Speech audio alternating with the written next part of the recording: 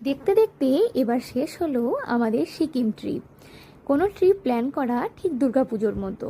দুর্গাপুজো যেমন আসছে আসছে খুব ভালো লাগে, মা চলে গেলে যতটা দুঃখ হয় ঠিক তেমনই একটা ট্রিপ শেষ হয়ে গেলে ঠিক এইরকমই দুঃখ হয়।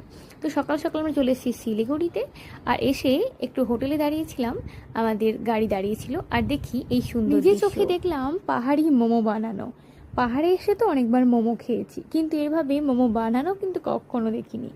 খুব পরিষ্কার পরিচ্ছন্ন করে তারা বানাচ্ছিল, আর তার জন্য আমি একটা ভিডিও ক্লিপ নিয়ে নিয়েছি তোমাদের সঙ্গে শেয়ার করার জন্য। হ্যাঁ, তাই এখানে এখন এই মোমোগুলো বানানো হচ্ছে, এখন রেডি করা হচ্ছে আর কি, সন্ধ্যের দিকে দেবে এরকম আর কি।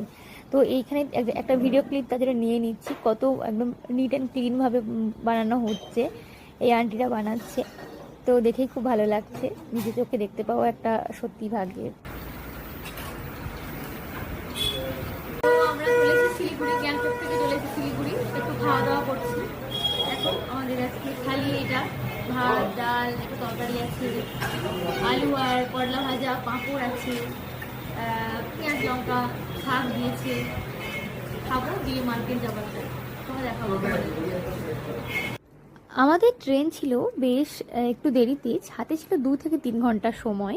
তো খাওয়া দাওয়ার পর আমরা শিলিগুড়িতে একটু হংকং মার্কেটটা দেখছিলাম। সেখানে অনেকেই বলে দাম খুব কম, কিন্তু খুব একটা বেশি কম আমার মনে হয়নি।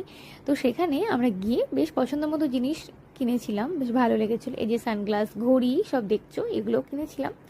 তারপর বেশ ঘোরাঘুরির পর ওখানে তো বেশ রোদ পেয়ে গেছিল, খুব জল তেষ্টা, সঙ্গে তার জল ছিল না, তাই খেয়ে নিলাম আখের রস।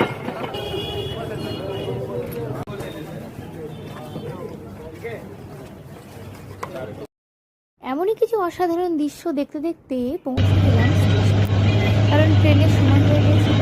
তারপর অলরেডি চলে এসেছি আমরা স্টেশনে, আর ট্রেনও চলে এসছে। আর একদমই তারপর ভিডিও করতে সময় পাইনি, শরীরটা ভীষণ ক্লান্ত ছিল। তারপর একদম দেখা হচ্ছে রাতের দিকে আমরা এখানেই খাবার অর্ডার দিয়ে নিয়েছিলাম ইডলি, ধোসা। আমাদের সঙ্গে হঠাৎই দেখা হয়ে গেছিলো আমাদের একজন স্যারের সঙ্গে। তো গল্প করতে সবাই মিলে সুন্দরভাবে সময়টা কেটে গেল। দেখা হচ্ছে পরের ভিডিওতে। সবাই ভালো থেকো, সুস্থ থেকো, ধন্যবাদ।